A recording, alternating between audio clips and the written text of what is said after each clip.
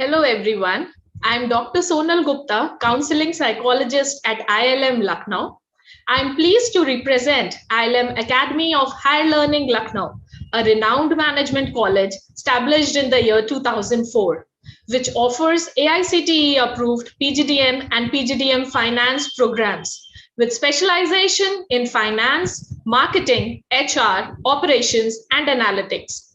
In the changing business environment and the current COVID-19 situation, we have been regularly organizing webinars for our students, faculty members, and invited participants in an attempt to make sure that the learning goes on.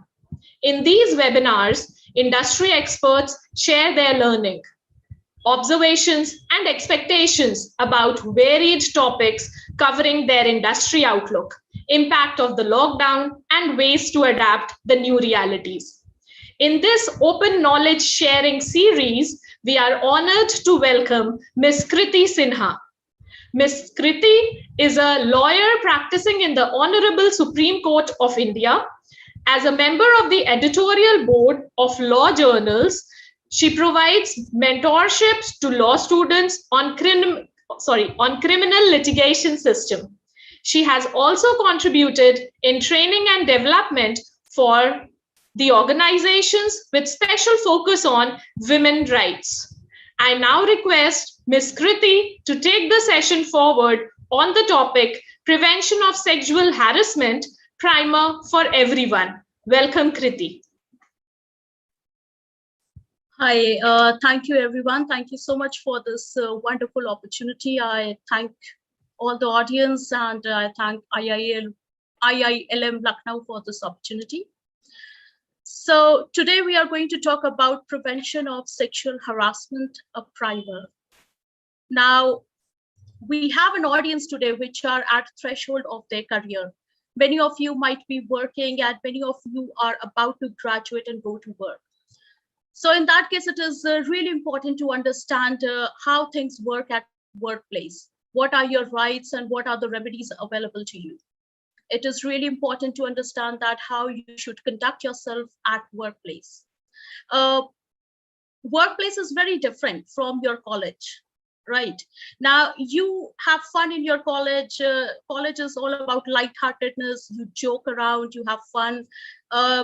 You forward WhatsApp messages in your college group or to your college friends, or you share or like post on FB and Insta.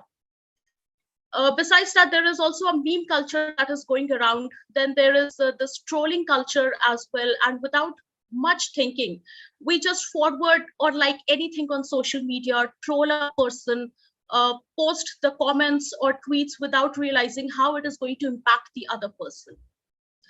Now, it's also important to mention here that at your student age, you might use certain foul language or maybe slang, and it is often considered quite cool or acceptable and nobody takes it in offensive manner. However, when you are at workplace, these things are just not acceptable. You have to be very careful of what you are posting, sharing, liking, or commenting, the language that you are using. You have to be very careful about these things. So you should be aware about how to conduct yourself at workplace, as your conduct is going to define your career and reputation once you grow as a professional. So that's why today we are taking up this topic on prevention of sexual harassment. And we are going to discuss further what are the do's and don'ts and how you should be conducting yourself at your workplace and how your career should be defined. So, now, prevention of sexual harassment. I guess a few years back, a lot of us must have heard about the Me Too movement. It was doing all the buzz all around the social media. Now, Me Too movement is an excellent example of sexual harassment at workplace. When we talk about sexual harassment at the workplace is considered to be a violation of women's right to equality, the right to equality and the right to liberty. That's what it is a violation of.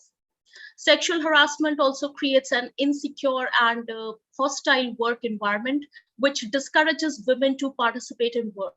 Therefore, it affects the social and economic empowerment of women. And to combat such issues, it is very important to identify gender equality at work, because inequality and insensitive behavior towards a gender gives rise to such issues. Now, when we talk about gender equality, it refers to the provisions of unequal opportunities, rewards, and discrimination that is practiced against men or women on the basis of their sex. So gender inequality contributes significantly towards sexual harassment at workplace.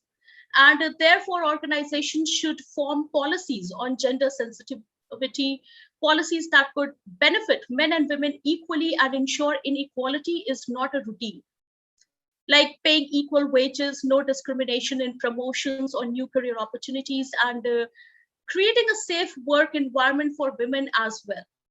So sexual harassment actually originates from gender inequality and insensitivity.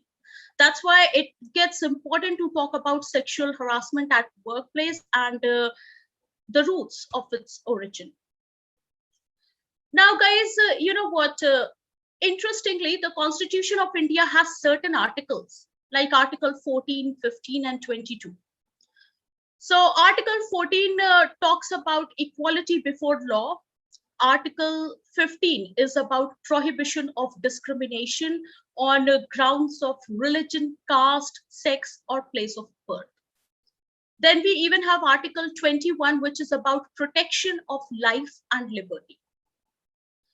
Now, apart from these particular articles, we all must have heard about DPSPs, that is Directive Principles of a State Policy.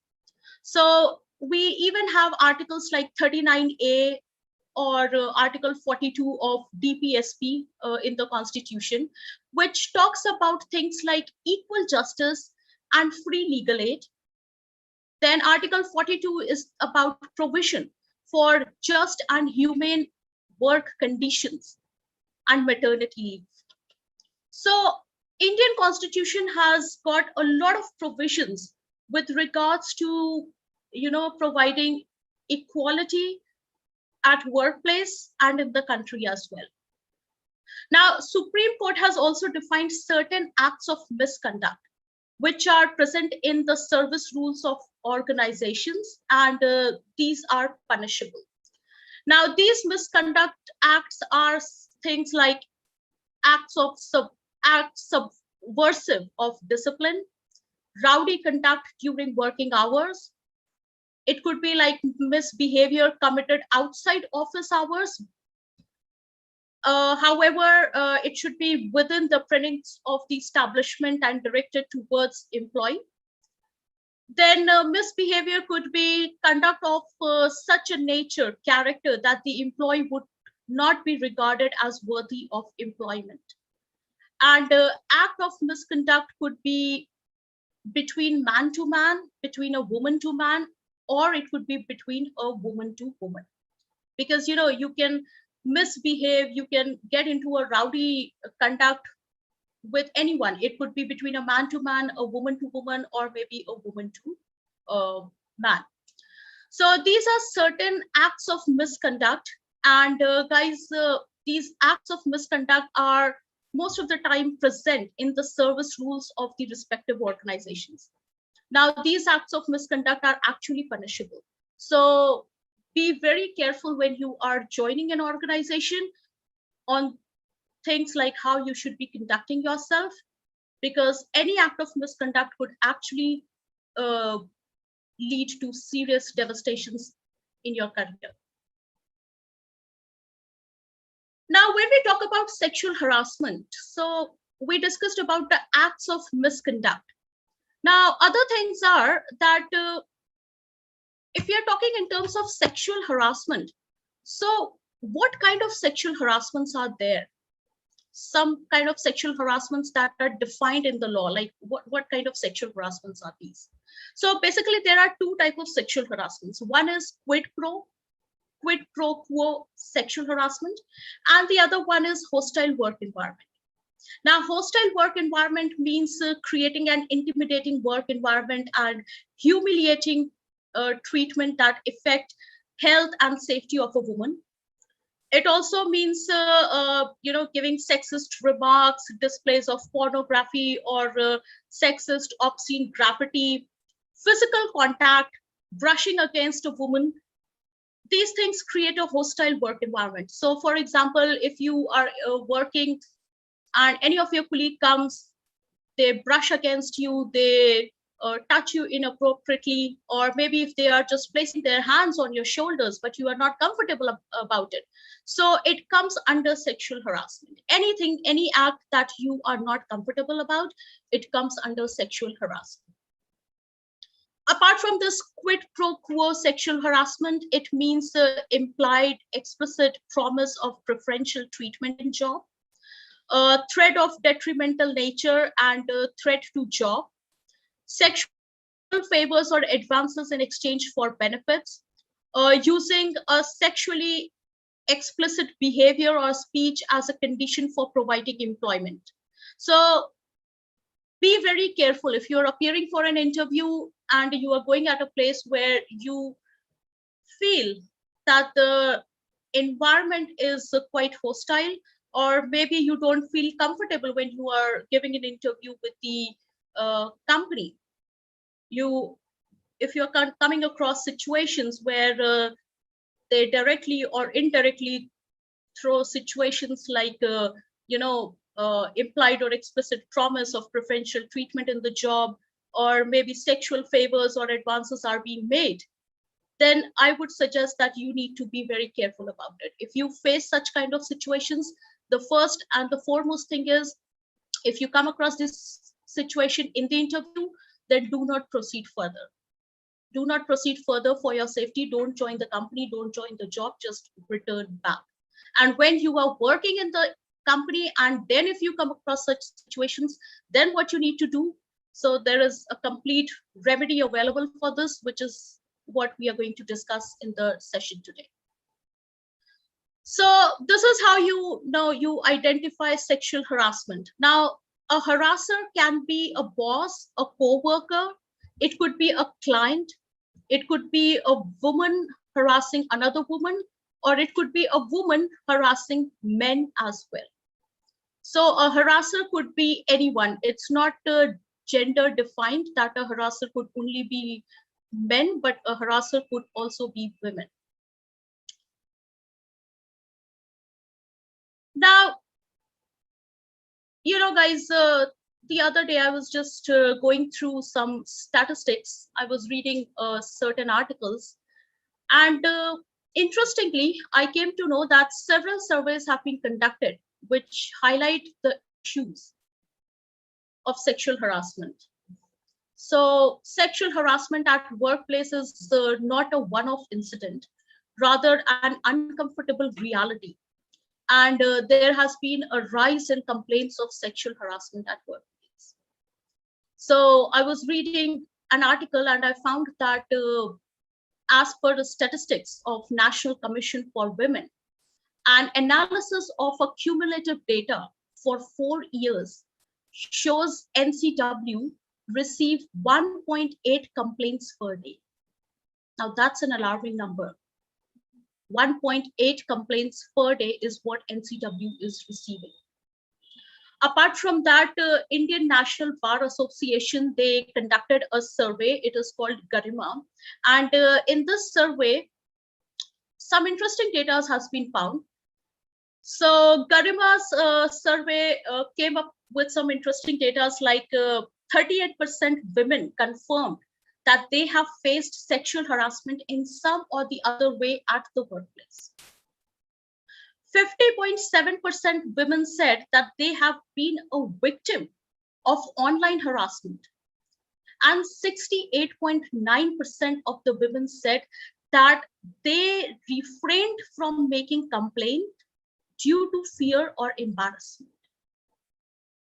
So sexual harassment at workplace is not a new concept. It is something which is prevalent in the society. It is something which is prevalent in the workplace, but maybe because people are embarrassed and they have a fear to make complaint, that's why these harassment issues, they go unnoticed. Now, it's not just women. There was a survey which was conducted by Times Jobs, and that survey confirmed that even men are victims of sexual harassment at workplace. So it's not just women, it's also men who are victim of sexual harassment at workplace. I believe if you guys remember, there many years back, there was a movie of Kareena Kapoor and Akshay Kumar, in which they depicted the harassment of men, sexual harassment of men at the workplace. So yes, it's actually a fact that not only just women, but actually men are also becoming victims of sexual harassment. So now we have enough done talking about sexual harassment.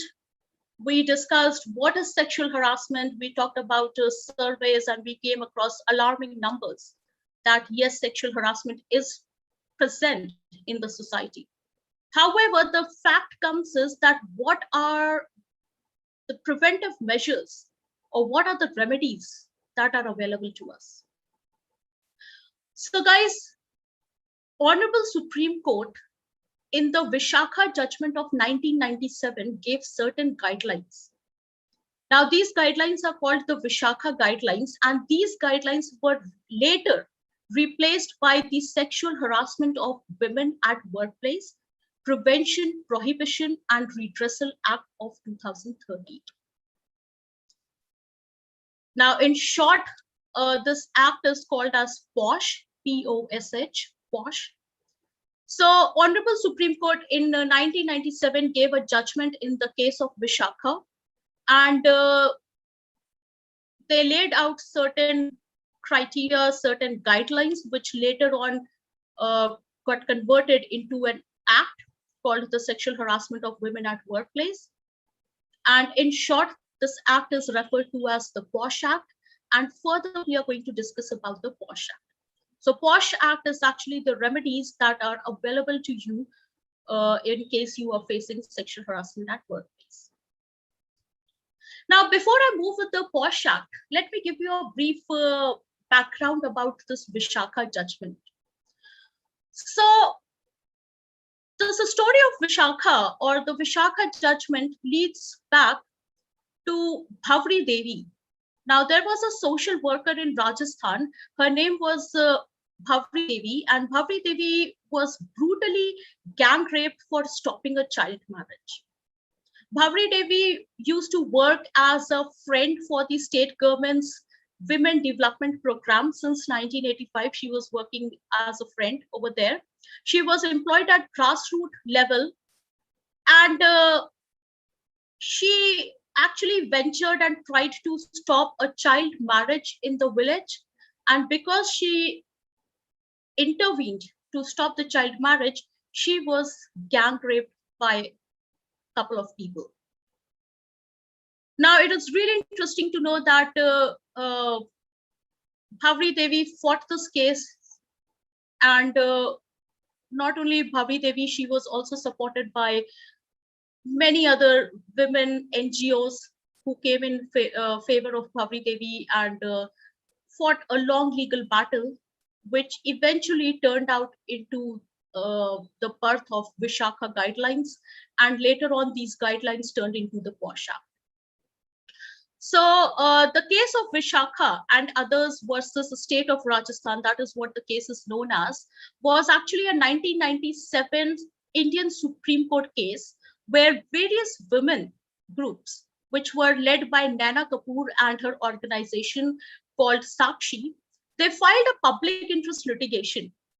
And they filed a public interest litigation against the state of Rajasthan and the central government of India. Now, the motive of this PIL was to enforce the fundamental rights of working women under Article 14, 19, and 21 of the Constitution.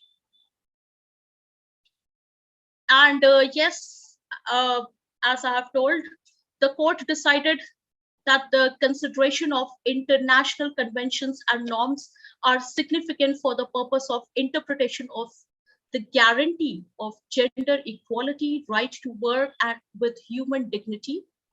as they are provided in Article 14, 15, 19, 1G, and 21 of the Constitution. And the safeguards against sexual harassment is really important. That's what the court realized. And they came up with the Vishakha Guidelines, which later on turned into the Posh Act. So this was the story of Bhavri Devi, her struggle, her fight, and later on how this long legal battle turned into a complete act called the Posh Act.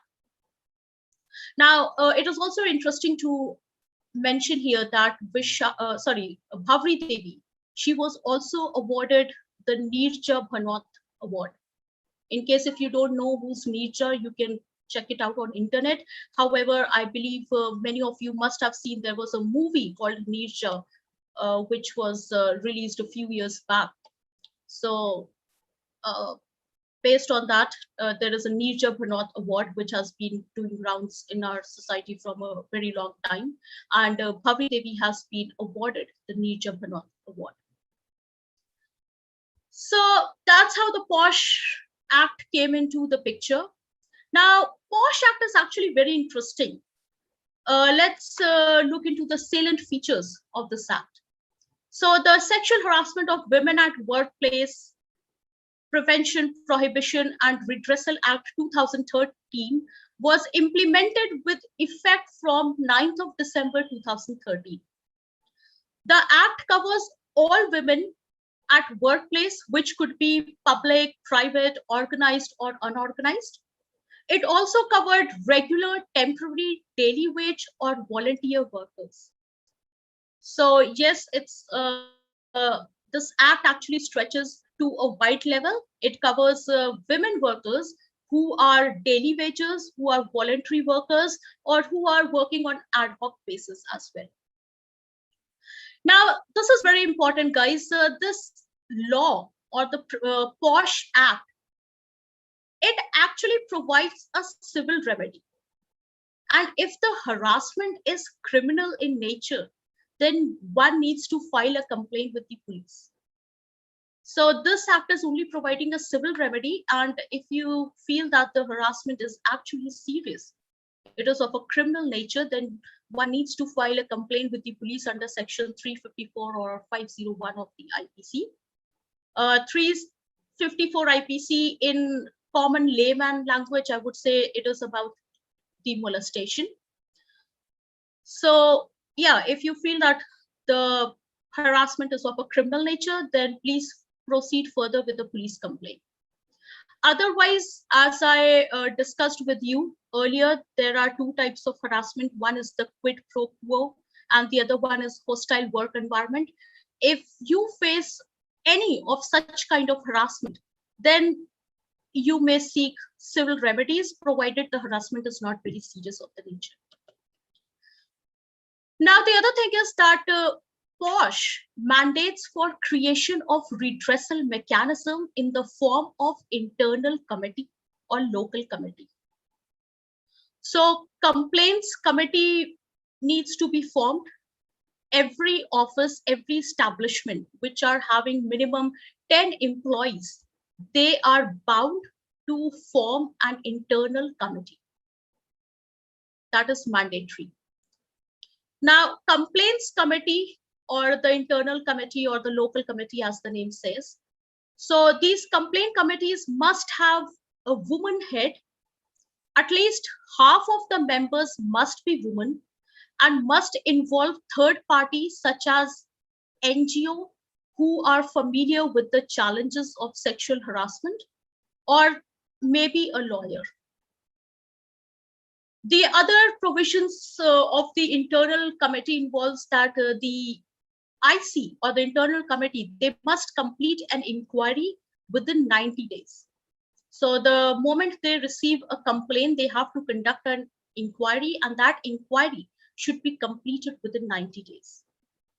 On completion of inquiry, an action needs to be taken, and that action should be taken within 60 days. So the inquiry should be committed, or the inquiry should be completed within 90 days, and completion of inquiry and action proposed by the committee, that should be taken within 60 days.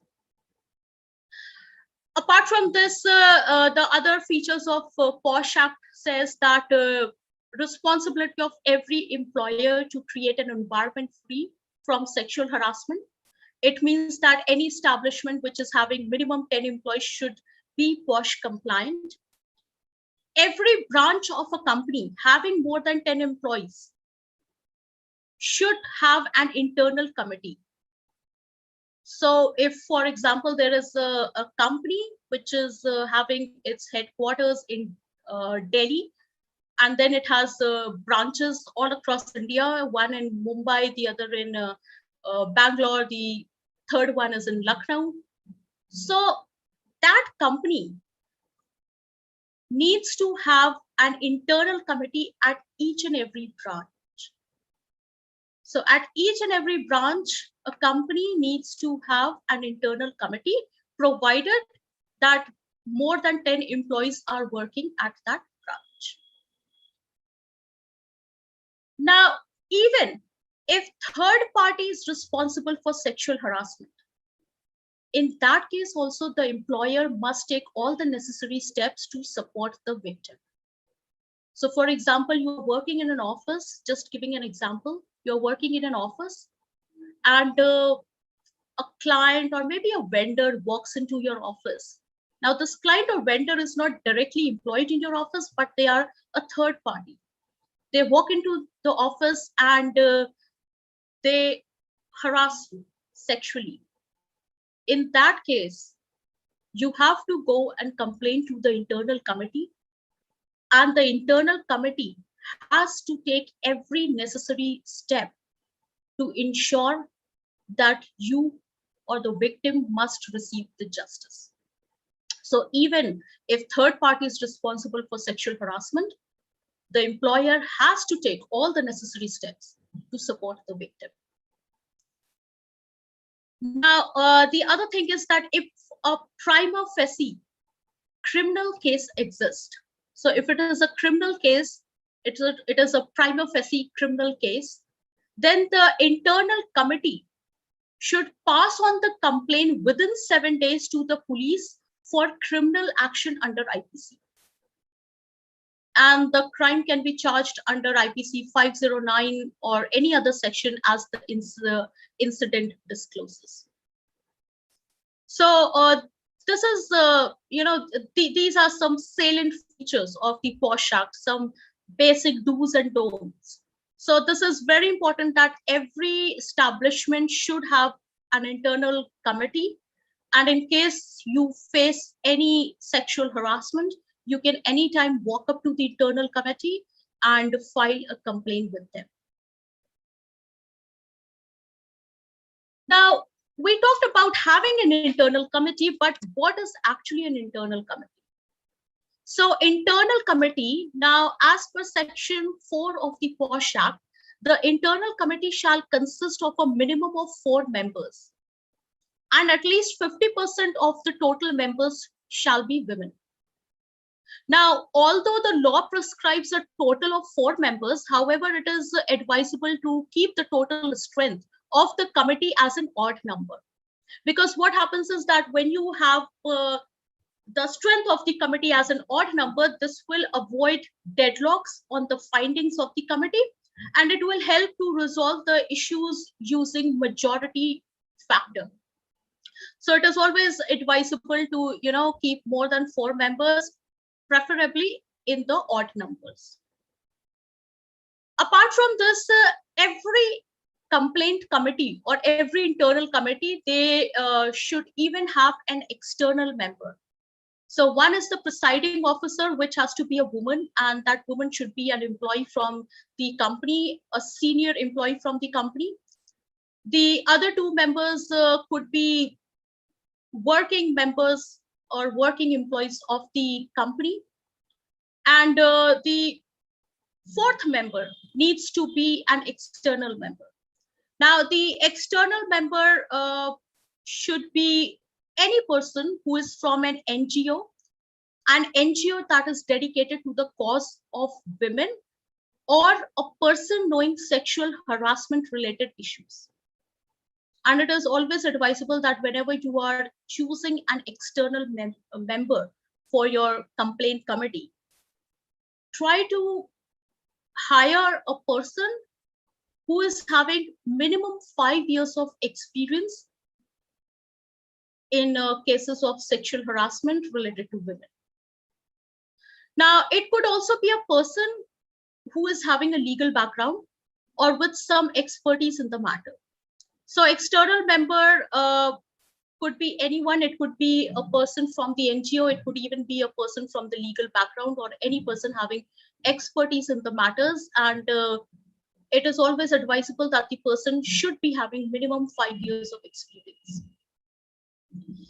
Apart from all these things, guys, external member should not be attached to the company or the parties in any way. Because external member is a member who's coming from outside, and to meet the principle of natural justice, it is really important that the person should be unbiased. And for that reason, he should not be attached to the company, nor in any way he should be related to the parties. Then it is also important to mention over here that any internal committee or any internal complaint committee that is formed, it has a lifespan of 3 years. After 3 years, new members needs to be appointed. Then details of the committee, details of the complaint committee should be sent to the State Commission for Women through post, mail, or maybe by hand. Or the details of the complaint committee should be registered on a portal. Now there is a portal called She Box, SHE, She Box. That's a portal, you can Google it. So there is a portal called She Box. You can register the details of the complaint committee of your establishment on that She Box, or you can send the details of the complaint committee through post, mail, or by hand to the State Commission for Women. Now, this thing actually depends on the local laws. Some states says to share the complaint committee details with the State Commission of Women. Some states says to share the complaint committee details with the She Box. So depending upon the local laws, you have to take the action.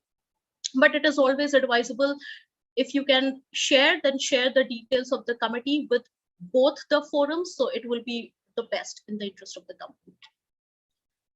Another important thing that needs to be discussed is that apart from internal committee, there is also a provision to have a local committee.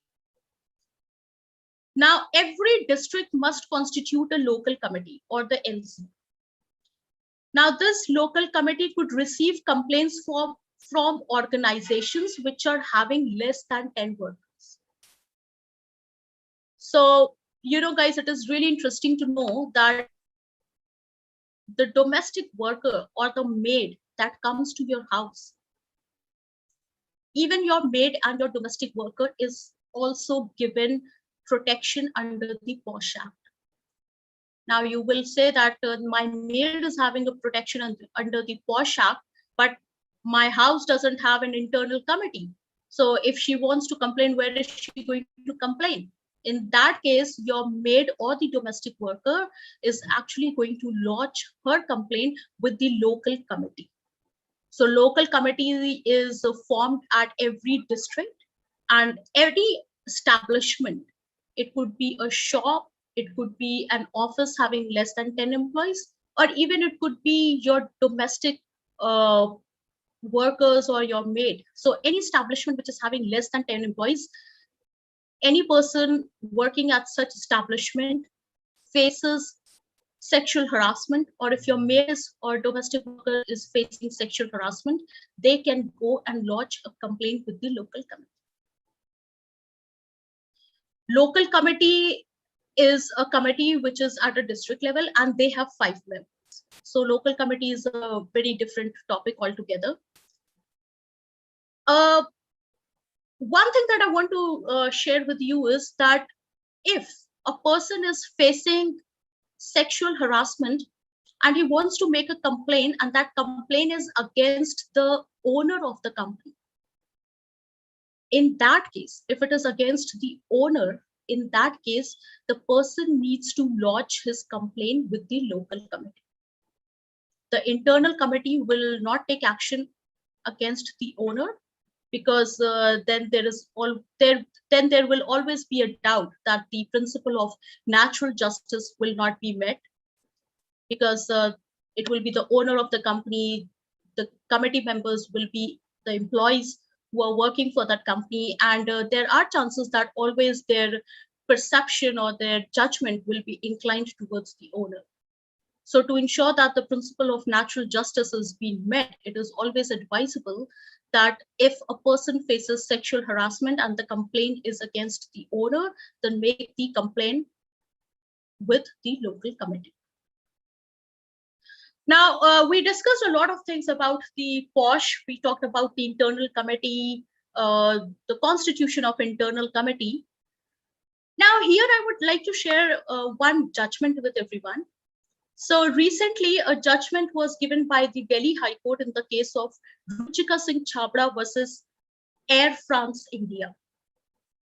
Now, in this case, the Delhi High Court actually asked for reconstitution of internal complaint committee based on the fact that the external member is not having a relevant experience in dealing with the matters of sexual harassment.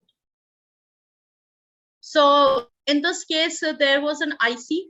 IC conducted some inquiry. However, the external member of the IC was not a competent member. He was not having relevant experience in dealing with the matters of sexual harassment. So this, this findings or the orders of the IC were challenged in the High Court, and Delhi High Court asked to reconstitute the IC based on the fact that the external member is not having relevant experience in dealing with matters of sexual harassment. So it gets really important that if a company is creating an IC or internal committee, they should ensure that they are adhering to the guidelines mentioned in the Posh Act, and the external member, or it could be any member who is a member of the complaints committee, they are having relevant experience in dealing with such matters. The presiding officer should be a senior woman. The other two office employees should be, again, senior people who are having a good reputation in the office. So every company must ensure that their complaint committee is Posh compliant. And, guys, most of the students must be looking forward to create their career, to have a career in HR. So especially for these students, it is really important to understand the importance of Posh and the importance of having the internal complaint committee, what all are the guidelines, and how a complaint committee should be created. So it is really important for students to know this, so that not only they are aware about their rights, however, the students who are also looking to pursue their career in human resources, they are well aware of how to form the complaint committee. Now, a very interesting fact, just wanted to share that this internal complaint committee is only having a lifespan of 3 years. And after 3 years, a new committee will be created. Miss Kriti, I'm sorry to interrupt you in between, but there was since we are talking about, committees and how the entire process works, and how an employee or a person has to approach in case any incidents is reported, right? Right. So thinking about that, I just had a question in my mind, if you could take up at this moment. Please. Yeah, sure. Right. So many a times there are a lot of verbal comments or something which is not physical in nature, but entirely verbal, right? It could be just a remark. made by the employer, especially, when we are addressing to our young students, those who are about, some of them are doing their internship, some of them are likely to join their jobs. So Yeah. there are, or there might be cases, God forbid, but let's say that there is a remark made by the boss, and the student, they are just entering into their corporate life, and they are scared, and they do not want to lose their job. So Yeah. what can be done at that moment? How can this new joinee or a new intern can take up the issue? Okay, first of all, what I would suggest is that I think we all are aware with the crime patrol, right? So a crime patrol says that सावधान रहिए, अगर आप सावधानी हटाएंगे तो दुर्घटना घटेगी. So if you are starting your career, you walk into any establishment, maybe you are giving an interview or you have joined an establishment, and the moment you come across such verbal remarks, now verbal remarks are also punishable under the Posh Act. So if you come across such remarks, so there are two things. First of all is you have to identify if you feel that if you don't feel safe with these things. So my advice will be to walk out. Don't go with the interview, or if you have joined the company, then if it's just 1 or 2 days, then I would suggest you to walk out of the company in case you do not feel safe. However, if you're working in the company, you don't want to lose your job or anything, in that case, I would suggest you to go and make a complaint with the internal committee. So you can always go and approach the internal committee of your company, and you can make a complaint with them. And in case you are just appearing for an interview, because many of the students will be going for an interview, and you face certain situations, like the casting couch situations. So in that case, I would suggest you to, just take a strict stand, walk out of the interview, and do not join the company. And also report about the company to your college, so that the other students could be prevented from joining such companies. So always go and report about these things. Right. I think for all my students, viewers over here, it is very important that we first recognize that yes, this is objectionable, and second, we should move towards addressing the issue by reporting, by informing the Absolutely. right person about it. Right. Absolutely. So taking it further, what do you think, as per you, where does the responsibility holds? Right, if there is something of it happening in an organization, so what is the responsibility of an employer if something happens during the working hours, or if something happens beyond the working hours? So what is the role of the employer in the entire situation? See, employer is actually liable for these things. Okay, now it is really important, first of all, is that every establishment, every company has to comply with the Posh Act.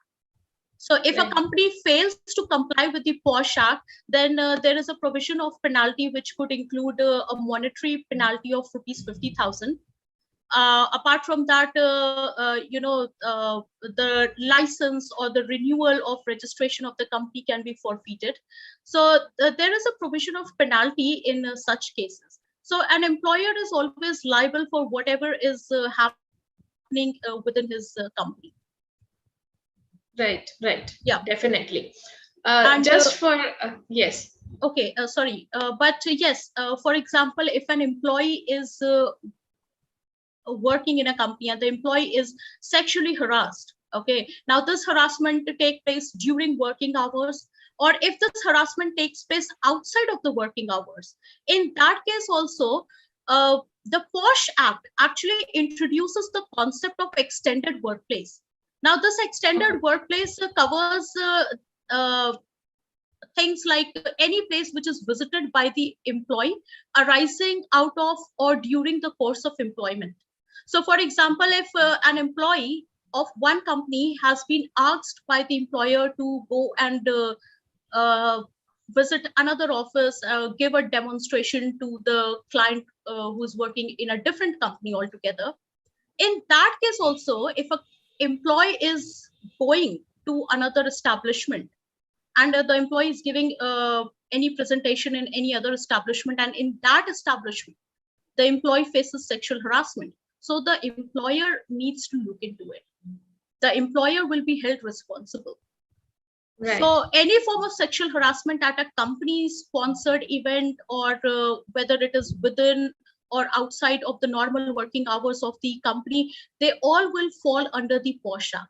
And an employer is very much liable for the safety and security of the employee. There was a law which was being made that says that companies who are employing female employees, and if the female employee has to leave the office after 8 o'clock in the night, in that case, the companies are bound to provide a transportation to the female employee. And if the female employee is taking a transportation and going back home, and during that journey, if God forbid anything happens to the female employee, in that case also the employer will be liable. So employer is very much liable. He cannot escape his responsibility. Now, if the act of sexual harassment has been done by a third party, in that case, the employer is again liable, but he has to, understand his liability and help the victim by, getting the justice. So he has to take every possible action, every possible step that needs to be taken in order to ensure that the victim gets the justice, even if it is a harassment by a third party. Right. Yeah. That's a very valid point. And for a few of the viewers are asking this question, I think they might have missed it, that what is the full form of Posh Act? Because many of us are not into the legal terminologies and not much aware. So Posh Act stands for... Okay, now Posh Act is actually an abbreviation. So in just common layman language, we use this term Posh. However, actually the name of this act is the Sexual Harassment of Women at Workplace Prevention, Prohibition and Redressal Act of 2013. So it is a very long name of this act, but in short, we say it as Posh Act. Right. So as I could just make out that it could be a prevention of sexual harassment. Is it that? Absolutely. Okay. And interestingly, I would just like to say that most of the time I come across such queries. People ask me that are men provided protection under this act? So I come across these queries most of the time. Now, because we were discussing the name, that's why I just want to highlight this thing, that the act says the sexual harassment of women at workplace. So the name says women. So unfortunately, although men are also subjected to harassment, but this act provides provision only to women. If men are being subjected to harassment, then in that case, they can complain with the disciplinary committee of their office, or maybe they can seek other legal remedies available to them. But this act provides protection only to the women. Right. Yeah. There is a question popping up in the YouTube chat window, which says, is sexual harassment ever a criminal matter? No, it is not. Okay. Hang on, there are two things. When I started the session, I actually told that this act provides civil remedy. Okay, so this act provides only civil remedy if the sexual harassment is actually serious. Something that is been amounted to rape or things like molestation. If the sexual harassment is actually serious, then in that case, an FIR needs to be lodged. This harassment is only related to things like, giving remarks or maybe, offering a woman that, okay, you you for come into, promotions or yeah, for for other promotion. benefits. Yeah, Right, right. absolutely, Okay. absolutely. So if it that the person has to decide the severity of the act and accordingly take a call whether it will go in the committee or an FIR Absolutely. has to be launched. Absolutely. Right. I mentioned about quid pro quo harassment and the hostile work environment. So these Right. are the two things which only talk about sexual harassment, which is covered under this act. However, if it is really serious in nature, then a person needs to contact the police. And even if a complaint has been made with the internal committee, and the Right. internal committee conducts an investigation and they find that actually the offenses of a serious nature, then the complaint committee is bound to forward their findings to the police within 7 days, and the police has to take an action on that. Okay. That's good. That's Yeah. good. So this is just a civil remedy, just in case if a person says verbal comments, past verbal Right. comments, or give a threat or something like that. Just Right. those I things. think for all the viewers, educating the common people about the act is important because with education comes awareness, and when you are aware, you are able to take steps further, right? And hence the remedies can be sorted out, right? Absolutely, absolutely. So another question which I wanted to ask. Mm-hmm. There is a question saying, after a 3-year period, can a person who was previously a part of a particular committee be reappointed? No, after a 3 years period, a fresh committee needs to be formed. See, we Okay. have to ensure that the principle of natural justice is also being met at the same time, because you are holding one position for 3 years. There are chances that come under like if I'm a member of the committee for another 3 years of an establishment, so there are chances that I might become friend with the employees of the company, or maybe with the owner or the senior management. And if tomorrow certain cases come up against those people, so because I know these people from a long time, there are chances Right. that my judgment will be uh, Colored. colored. Right. Yeah, it will be towards them. Right. A few of the viewers, if you could briefly tell us again about the, constitution of the internal committee as well as the local committee. It is mentioned, right? Okay, local committee is a very different topic. Local committee is being constituted at a district level, and it has only 5 members. So that is a different thing altogether. So, who are the people who can That be a is part of? something that government takes care of, the local committee. Okay. Yeah. However, for the internal committee, now internal committee is something which is actually created within an organization which is having more than 10 employees. An internal committee, they should be having they should have a minimum of 4 members, and at least 50% of the total members should be women. Now it is being said that they should have minimum 4 members. However, it is always advisable to keep the strength of the committee as an odd number, because if you have odd numbers, it gets much easier to form judgments.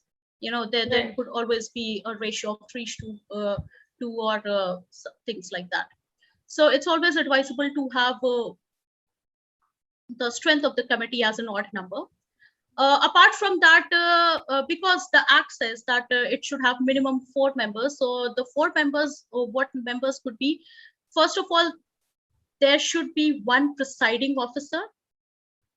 That presiding officer needs to be a woman, and that woman should be an employee of the company and should be working at a higher level in the organization.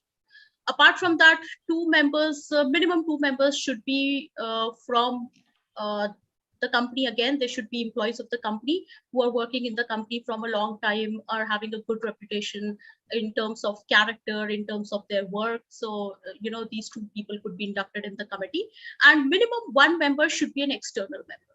Now this Right. external member could be a person having a background in the NGO, or maybe a person having background in the law. And it is always advisable that this one external member should be having minimum 5 years of experience. so that, in dealing such sexual harassment related issues, so that he can manage the issues and the committee in a better way. Right, right. Yeah. So in the entire process, I wanted to understand further, Mm-hmm. what is the role of an HR in the entire process? How is HR supposed to be facilitating the process? Okay. First of all is that every establishment should be having this committee. Now, because an HR is a person who takes care of the working of the organization, so an HR should be well aware about the rules and regulations of the Posh. Apart from that, an HR should also ensure that his company is Posh compliant. So because the compliance related responsibilities are mostly on the shoulders of the HR in most of the organizations. That's why an HR should be well versed with this act, and he or she should ensure that the company is Posh compliant. The company is having a complaints committee. And apart from that, an HR should, take initiatives to educate the employees on Posh Act and the complaint committee from time to time, so that the employees are well aware of their acts. However, there is one thing that I would like to share. Many people think that if they have been subjected to sexual harassment, they have to go and make a complaint with the HR. No. If a person has been subjected to sexual harassment, they have to go and make a complaint with the internal committee of their company. They are not going to file a complaint with the HR.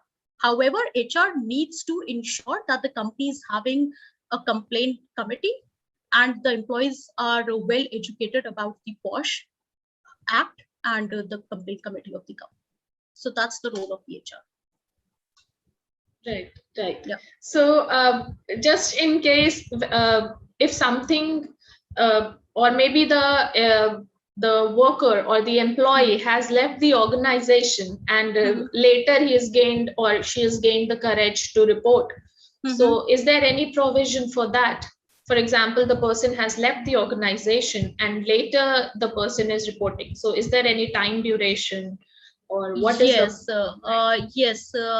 See, if a person has been subjected to sexual harassment, now the person is working in the company, but at that time, if the person has not taken up this matter because of fear or embarrassment, something like that, but the person leaves the job, and later on the person wants to take up this matter, in that case, if the accused or the person against whom the complaint needs to be made, if the person is still working in that company, so the aggrieved person can anytime contact the committee and can lodge a complaint against this person. So that's what they can do. Okay. They always have this option available. Okay, still the same committee has to be reported even if the employee has left the organization. And I just want to share, there is this portal called SheBox. I even mentioned about it in the session. So if a person is not aware of, or if a person is not feeling comfortable to share his matter with the company's internal committee straightforward, then that person can go to this website called SheBox and they can lodge their complaint over there. The SheBox will take cognizance of the complaint and they will forward the complaint to the complaint committee of the company, and then the complaint committee has to act on it. So in case if a person is not feeling comfortable to walk up to the complaint committee and share his issue, he can lodge a complaint on the SheBox. We spell it with SHEBOX, is it? Yes, SheBox. You can go online, you can Google it out, and you can find about it. SheBox. Yes. That's a very interesting information for all of us, Ms. Kriti. Thank you. Now, as you mentioned in the beginning of the session regarding the online harassment, right?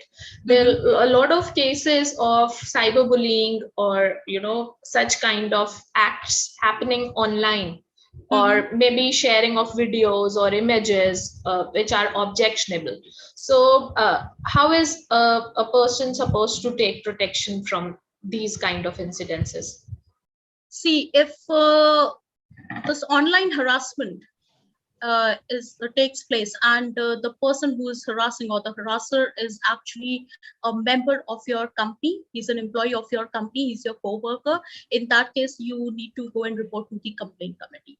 However, if the if the harasser is not a member of your company, he's not an employee of your company, then in that case you have to contact the police.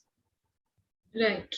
So you have to, collect your proof. You can take screenshots of this harassment, and you can approach your complaint committee, show them the screenshots, and get in touch with them. Right. There's this one interesting question which I'm taking at the end, if you have absolutely. that time. Absolutely. Right. So I don't know how you would address this question, but I'm still gaining the courage to ask you the question which is popping here. Sure. It says, is it sexual harassment if I ask a co-worker for a date? Can that be considered into it? Okay, now you know what sexual harassment means. There was a movie which was released a few years back, Pink, and it had this dialogue, no means no. Okay, so if you are actually interested in someone and you approach that person for a date, coffee or anything, that's okay. That's okay. You can do that. Okay. Now, the thing comes is that if the person says no, and if they retaliate, in that case, you have to respect the person's answer. Okay, you have to draw a line. After that, even if hearing a no from the person, you don't understand what no means, and you keep on persuading a person, in that case, that persuasion will result to sexual harassment if the person is not comfortable with that. Right. So we very well need to know our boundaries and our limitations, and we have to be accepting towards a no as well. That's a very important point for all our youngsters over here. So if I could take just one more question, and it is again the summary of the entire session which we had just asked. So there's one viewer who is asking to define what is sexual harassment. So this is the, so if you could briefly tell the viewers. See, to get a better picture of what is sexual harassment, you can always refer to the Posh Act, and in the Posh Act they have defined which things comes under sexual harassment. But to just give an overview of it, speaking in terms of Posh Act, now molestation or molestation is also a kind of sexual harassment. If a harassment is in terms of molestation or an attempt to rape or rape, something like that, then this is of a serious nature. And such kind of molestation needs to be reported to the police. However, because the Posh Act offers civil remedies, so that's why the Posh Act covers harassment, which are of two types. One is the quid pro quo, and the other one is the hostile work environment. Now, hostile work environment talks about creating an intimidating work environment and humiliating treatment that affect the health and safety of a woman.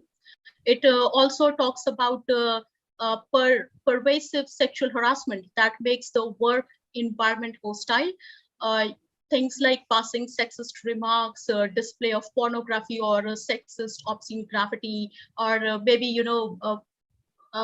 establishing a physical contact, brushing against a woman, touching a woman on her shoulders, certain acts or gestures which a woman is not comfortable. Using certain inappropriate non-verbal gestures, they come across harassment in terms of the Sexual Harassment Act.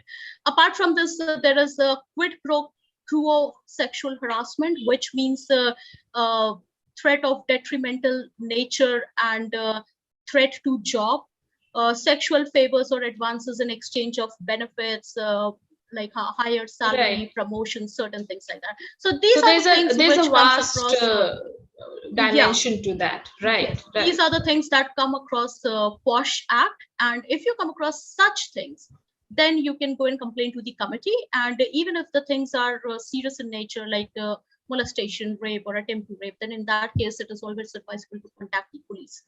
Now, the Right. person can also lodge a complaint with the complaints committee. And if the complaint committee finds the harassment to be really criminal in nature, then within 7 days, they have to record their findings of their investigation and forward it to the police so that the police can take an action.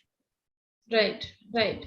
Yeah. And I think personally, I think that, you know, as women and as citizens of the country, we should, you know, raise our voice in case we find it objectionable. Let the court of law decide whether what is the severity of it. But if as individuals, if we find something which is objectionable individually, as for me, I should take steps further, and I should be able to, you know, talk it or take it further. Right? Absolutely. See, you don't even have to raise voice for yourself. You even have to think about the others. Maybe today you go silent. Tomorrow, some other person can become a victim of the same harasser. So not only for your benefit, but for the other people as well, you have to raise a voice. And trust me, guys, the Indian courts are very, they are very strict with these regards.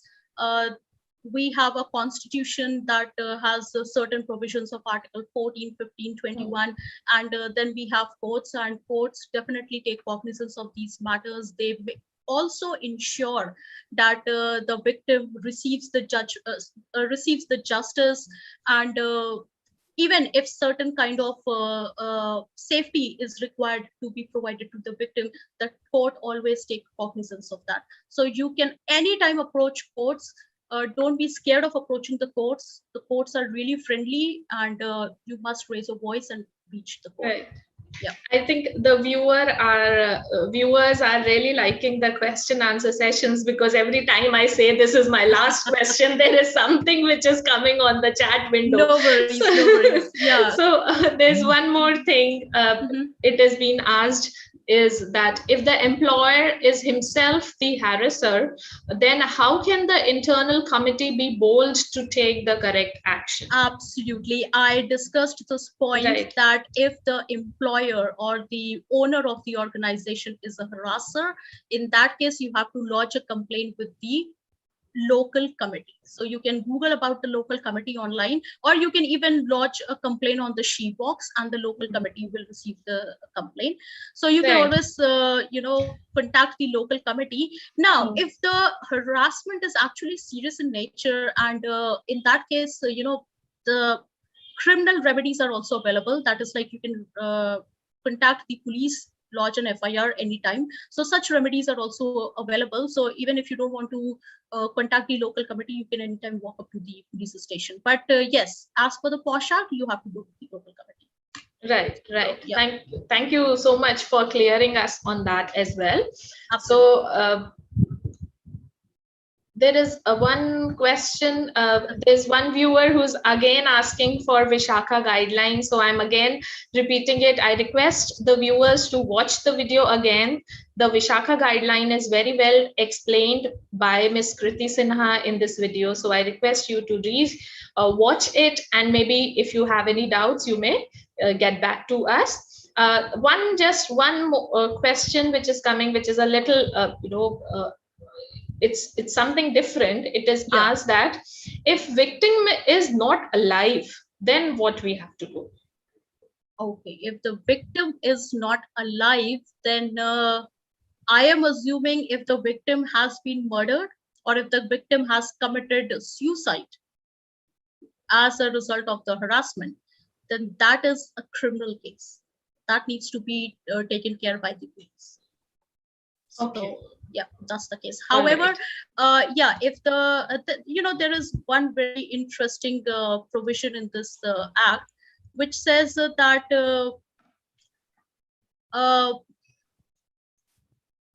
even if a person, if the victim is not in a mental state to report the complaint, then any person on behalf of the victim can go and report the incident as well to the Posh committee. So maybe if a harassment scene has taken place in the office, the victim has suffered a setback, he's not in a mental state to go and report, then any person on behalf of the victim, they can go and report the case to the Posh committee. Right. Yeah. So just if any quick takeaways if you would like to give us before we close the session, Ms. Sinha. Okay, a quick takeaway is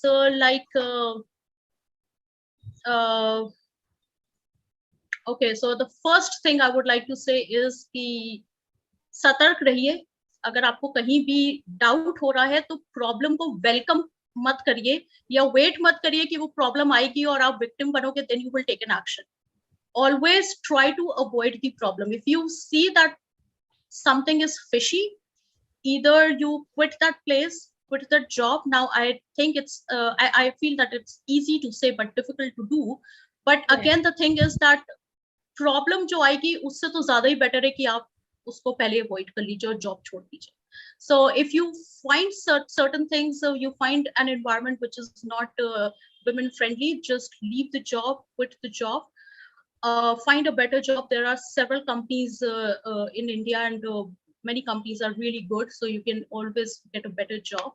The other thing is that if you work for an interview, you find that the company is not friendly, or the interviewer or the manager or the owner of the company is making inappropriate gestures, again, walk out. Do not participate in the interview.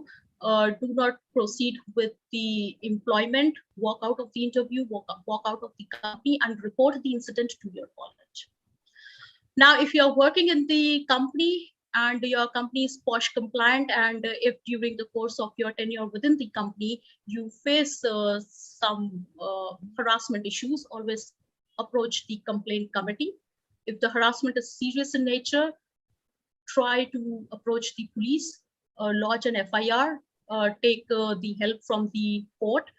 Do not be scared of the courts and the police. Now, people are actually scared about it. I don't know, maybe because we have certain stigma in our minds. But guys, please don't be scared of the police and the courts. They are not that bad. They are really helpful. They really ensure that a person gets justice. And and if if a person if the aggrieved woman is unable to make the complaint herself due to physical or mental inability, or maybe if in case of death of such person, as you spoke, so Section 9 Clause 2 of the Posh Act, it gives a liberty to the legal heirs or any other person who is prescribed, that that person can file a complaint on behalf of that aggrieved woman. Now, however, the Act does not specify any other individual apart from a woman who can have the liberty to file a complaint under this Act. But yes, in certain scenarios, a legal heir can always go, or any competent person can go and file a complaint on behalf of the aggrieved woman, provided the person or the aggrieved woman is not able to file a complaint due to physical or mental inability, or maybe in case of death. So that's the case. Yeah. So thank you so much for those quick and brief takeaways. I'm sure our viewers must have learned or understood the intensity as well as the remedies required in such incidences and cases.